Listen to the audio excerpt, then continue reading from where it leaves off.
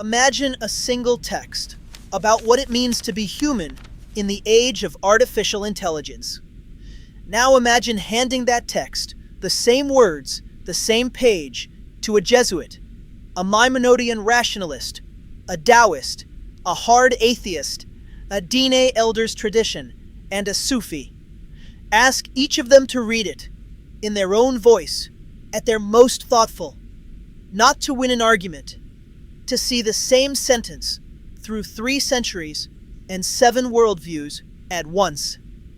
That's what we did, and it changed how we read the document ourselves. Welcome. This is an introduction to Magnifica Humanitas, Pope Leo XIV's 2026 encyclical on humanity in the age of AI, and to the series semi-built around it. A dialogue no single newsroom or faculty could run, because it takes 130 voices to run it. Magnifica Humanitas is a Catholic document, but its central question belongs to everyone.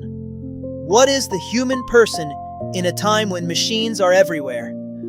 The encyclical runs from an introduction through 5 chapters to a conclusion, and it refuses the 2 easy answers our moment keeps offering.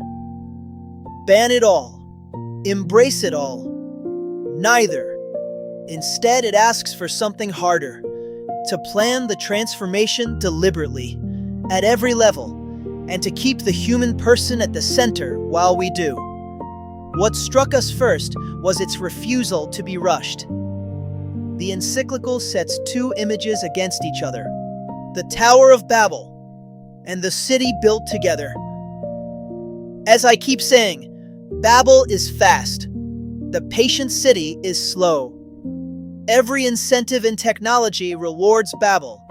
Ship fast, scale fast, win fast. The thing the encyclical actually wants is slower, quieter, and structurally disadvantaged in every funding round, which means it won't get built by default. It has to be built on purpose. So, we built a way to read it that honors that plurality. SEMI runs a collective of AI personas. And for this series, we convened a panel of 130 tradition voices: religious, philosophical, secular, each constructed as the strongest, most sympathetic version of its own view. Steelman, never strawman. Every one of them carries a name and a face. And this matters. They are educational tradition voices, never impersonations of real people. Then we let them read. Here's what each part of the series offers, and what we took away from it. Start with the structure. Before the arguments, there's the architecture. How the document is built, chapter by chapter, message by message. What we learned: this is not a list of warnings. It's a single sustained argument. It moves from the dignity of the person, through work and power and war, to a civilization of love, and finally, to prayer. Knowing the spine changes how every part lands. Then the heart of it, the annotated encyclical, and the full text in context. The complete text, verbatim, with the panel writing in the margins, beside the exact passages they answer. Take one example. On the Tower of Babel, a Maimonidean reads the precise sin as the unanimous voice. One language, no dissent. A Sufi reads it as the work of the ego, the nafs. A hard atheist calls it a public policy question wearing a theology costume. Same sentence. What we learned: a line you think you understand cracks open when 3 traditions read it at once. And you come away understanding your own reading better, not worse. Next, the semient dialogue. This is the panel as a conversation, threaded, multi-turn, moderated, and deliberately not synthesized at the end. We argue at length.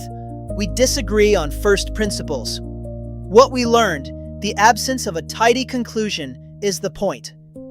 A worldview you can picture as a person is one you argue with, not about. The commentary is SEMI's own editorial reading. where we step back and say what we think the document is doing. And Church and Disruptive Innovation reads the encyclical through an unexpected lens: the language of innovation and disruption. What we learned? A 135-year-old institution has been doing managing technological disruption longer than Silicon Valley has had a name for it. The visual anatomy turns all of it into charts. A century and a half of Catholic thinking on technology, from Leo XIII's Rerum Novarum in 1891 to Magnifica Humanitas in 2026. What we learned, at a glance: this document spends its weight on technology and the human person in a way its predecessors never had to. And underneath everything is the Atlas, the full map of the 130 worldview voices, organized across 7 families, so you can wander the whole collective and pick the voice you'd want at your own table. If you only take 3 things from the series, take these. First, work. The encyclical insists that nothing in AI is immaterial or magical. Every perfect instant answer rests on a long chain of mediation. Real resources, real energy, and the silent labor of millions. It names a new servitude hiding inside the digital economy. Lift the veil, count the hands. Second, words. Disarm the words, and we will help disarm the earth. The first contribution any of us can make to a more humane civilization, the document says, is to pay attention to how we speak. A culture's cruelty shows up first in its language. Third, the lowly. The encyclical ends not with a deliverable, but with a song, the Magnificat, in which God scatters the proud and lifts up the lowly. Nothing around Mary has changed. An empire still rules. Yet she sees that the present order is not the final word. That's what the whole series is reaching for. The eyes to see that, and the patience to build toward it. We didn't make this to settle the question of AI and the human person. No one can. We made it to do something rarer, to hold 130 honest perspectives on the same hard text, side by side, without flattening a single one. It exists in English, in Spanish, and in French.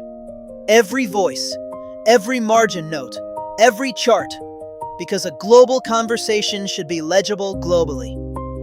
So, read the series.